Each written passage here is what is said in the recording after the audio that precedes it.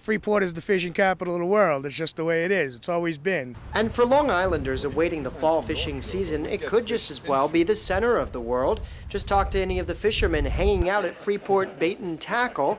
You'll learn all you need to know about chum. For striped bass, you use clam bellies.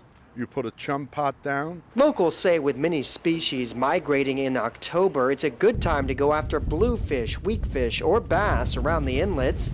Many grow up with fishing as a way of life here, whether they be surf casters, onshore or offshore fishermen. Just ask Robin Sansonetti, whose family runs the store. I've grown up with my parents having this business, and we always, as you can see, there's boats here. We go out on boats all the time, and we can go fishing off the dock, and even on some of the local party boats down at the Nautical Mile. For those willing to charter a boat and take on an expedition for yellowfin or mahi-mahi, those can be found a good 70 miles offshore. The canyon is the place where the continental shelf drops off. Drops off from, say, 400 or 500 feet down to 10,000 feet, and you're going to fish in a temperature break.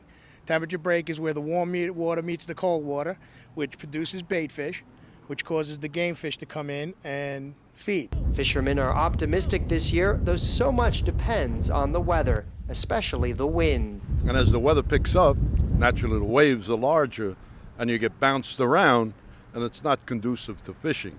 But those who make it out to the shelf this season are hoping to come back with that great catch, if not, with a few great stories. And it's just great to hear all the other people's stories, because that way you could live vicariously through them. You know, you gotta take with a grain of salt some of them, but it's just fun to hear as well.